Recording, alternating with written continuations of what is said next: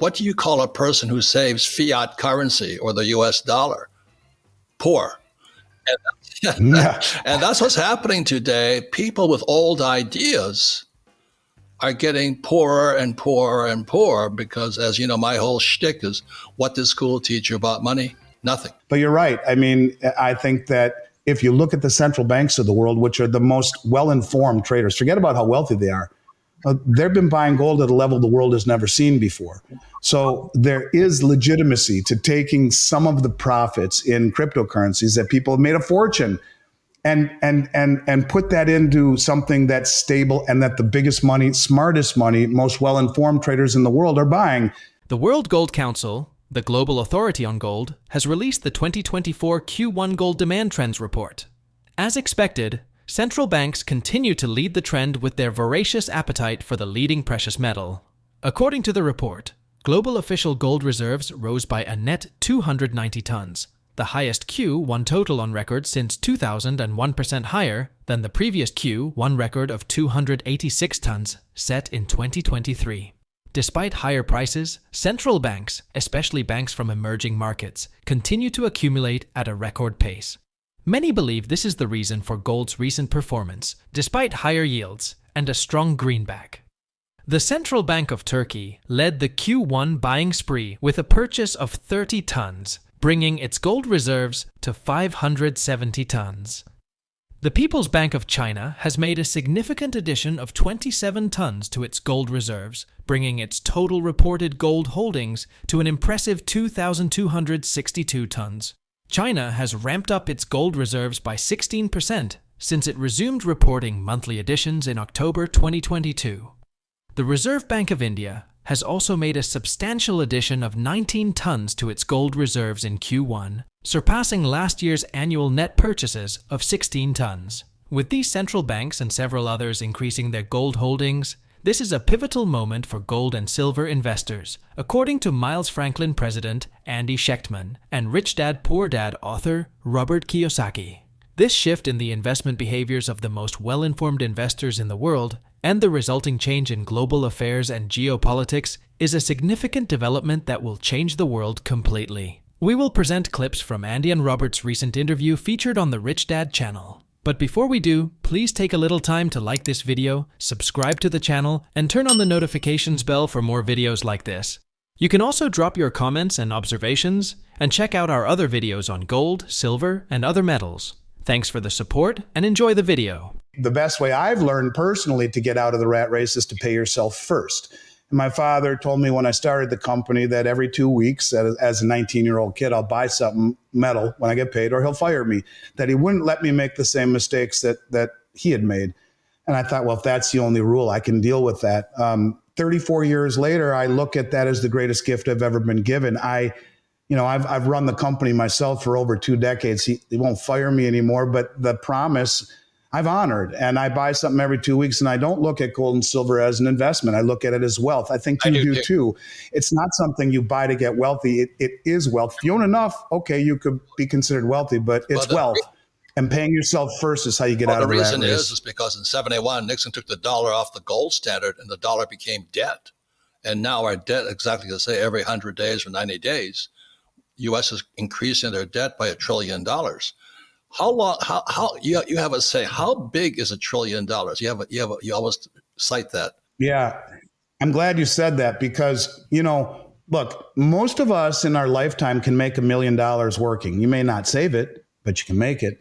And there's lots of billionaires out there, and $1 trillion seconds ago, $1 trillion doesn't sound like that much because $1 million and $1 billion, they're obtainable, I guess.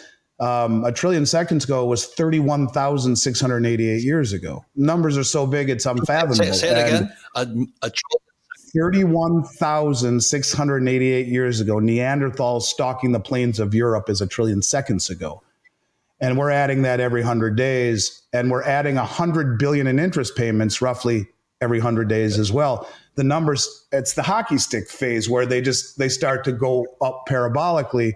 And to return from that becomes almost impossible. Ralph, I first started buying silver in 1964 when I started noticing the coins had copper around them. And then I bought my first gold in 1972. I flew behind enemy lines in Vietnam to look for gold. And I realized I didn't know what gold looked like. So I was a helicopter pilot. And so I finally had to wait to go all the way to Hong Kong. And I'm in the streets of Hong Kong dealing with the Chinese. As you know, they're very smart people, very smart people. And I was getting an education in gold and silver and what I call real money. Gold and silver are real money. And so I bought my first Krugerrand. I had to pay $50 for an ounce. You know what I mean? But a few weeks ago, it was $35. And I still have that Krugerrand. I don't store it here in America. It's stored outside of Switzerland in another country. And the reason for that, as you know, which is that the poster over your right shoulder, is, Roosevelt confiscated people's gold. So it's being a little paranoid. My gold is not in America and it's in storage vaults outside of Switzerland someplace. So that's my story. And I don't save dollars. That's why I put savers or losers.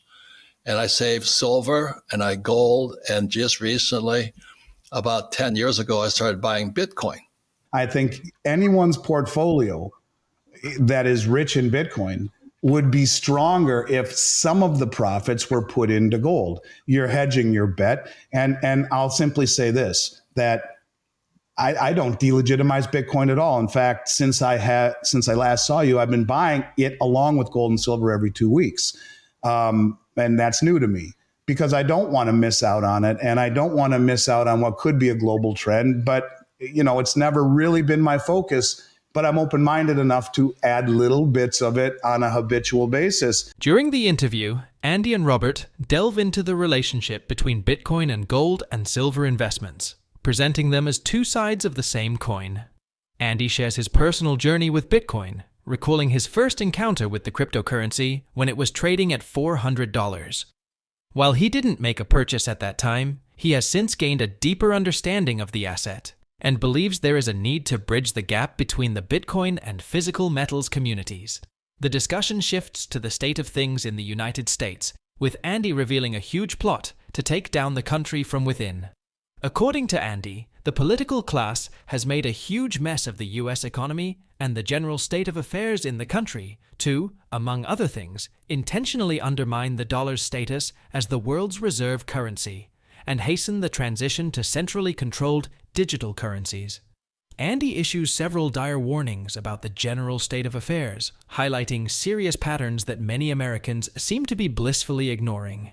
He warns that the ultimate collapse is much closer than we can imagine, and only an immediate transition to a gold standard will save our economy and country. Before I mention what the Cloward-Piven theory is, I talk a lot about a man named Jared Bernstein, and Jared Bernstein is the lead economic advisor of the United States government who advocates for losing the world reserve status. And he's written reports on it, dethrone King Dollar, et cetera. And, by weaponizing the dollar and telling Saudi Arabia, the linchpin of the hegemony, hey, we're going green.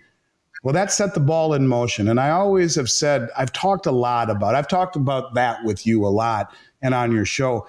But I've also talked about the things that bother me the most about what's happening in this country is the lawlessness, the open borders, the wokeness, the questioning of the electoral system, of the judicial system. That's bothered me more than anything because, if this country represented what it was when you went to fight for it, I think we were united and we could stand up to problems. We could fix this. We could get away from it.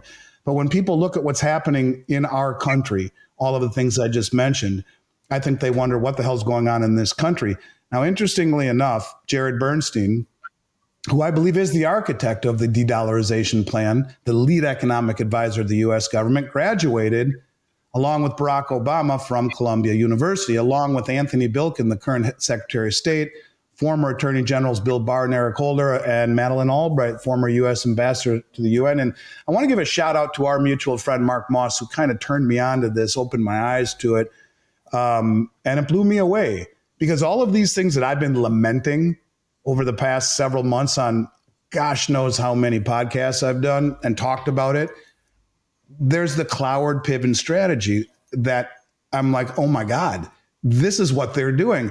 And it's about a man named Richard Cloward and Francis Fox Piven. They were two professors who taught at Columbia University, husband and wife. And they taught a theory that outlined a plan to socialize America by overwhelming the systems with government spending and entitlement programs. And in essence, I'll just read a couple of the strategies. The primary objective of the strategy is to create chaos with the hopes of destroying America's capitalist economy and replacing it with a socialist system that includes guaranteed income. A massive drive to recruit the poor onto the welfare rolls. The point of surging welfare claims is to enroll as many individuals as it takes to send the United States into an economic crisis. Now, think of the 12 million people we just entered into this country illegally. 63% right now of non-U.S. citizens are currently activating some form of taxpayer-funded welfare, compared to only 35% of U.S. households. Talk about specifically mention targeting America's large cities for their colossal welfare push. San Francisco, New York City, Philadelphia, Chicago, they're overwhelmed right now and targeting the big cities. In a series of welfare drives in large cities, we could impel action on a new federal program to redistribute income.